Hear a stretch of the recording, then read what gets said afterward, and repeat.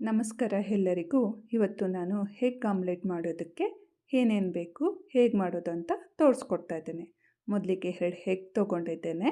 ಅದಕ್ಕೆ ಸ್ವಲ್ಪ ಉಪ್ಪು ಮತ್ತು ಕರಿಮೆಣಸಿನ ಪುಡಿಯನ್ನು ಸೇರಿಸ್ಕೊಳ್ತಾ ಇದ್ದೇನೆ. ನಂತರ ಅದಕ್ಕೆ ಮೊದಲೇ ಹೆಚ್ಚಿಟ್ಕೊಂಡಿರೋ ಅಂತಹ ಈರುಳ್ಳಿ, ಕೊತ್ತಂಬರಿ ಸೊಪ್ಪು ಮತ್ತು ಹಸಿಮೆಣಸಿನಕಾಯಿಯನ್ನು ಸೇರಿಸ್ಕೊಳ್ಳೋಣ. ನಂತರ ಇದನ್ನು ಚೆನ್ನಾಗಿ ಮಿಕ್ಸ್ ಮಾಡಿಕೊಳ್ಬೇಕು. ಯಾಕೆ ಮಿಕ್ಸ್ ಮಾಡಿಕೊಳ್ಬೇಕು ಅಂದರೆ, ಚೆನ್ನಾಗಿ ಮಿಕ್ಸ್ ಮಾಡೋದ್ರಿಂದ ಎಗ್ ಆಮ್ಲೆಟ್ಟು ಫ್ಲಫಿಯಾಗಿ ಬರುತ್ತೆ. ಅದರಿಂದ ನಾವು ಚೆನ್ನಾಗಿ ಮಿಕ್ಸ್ ಮಾಡಿಕೊಳ್ಬೇಕು. ನಂತರ ಇದನ್ನು ನಾವು ಹೆಂಚಿನ ಮೇಲೆ ಹಾಕಿದರೆ ಫ್ಲಫಿಯಾಗಿ ಆಮ್ಲೆಟ್ ಬರುತ್ತೆ. ಈಗ ನೋಡಿ, ಹೆಂಚಿನ ಮೇಲೆ ಹಾಕ್ತಾಯಿದ್ದೀನಿ. ಇದನ್ನು ಚೆನ್ನಾಗಿ ಸ್ಪ್ರೆಡ್ ಮಾಡ್ಕೊಳ್ಳೋಣ.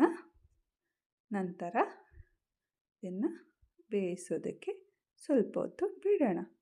ಆಗ ಫ್ಲಫಿಯಾಗಿರೋ ಹೆಲ್ದಿಯಾಗಿರೋ ಆಮ್ಲೆಟ್ ರೆಡಿ ಆಗುತ್ತೆ.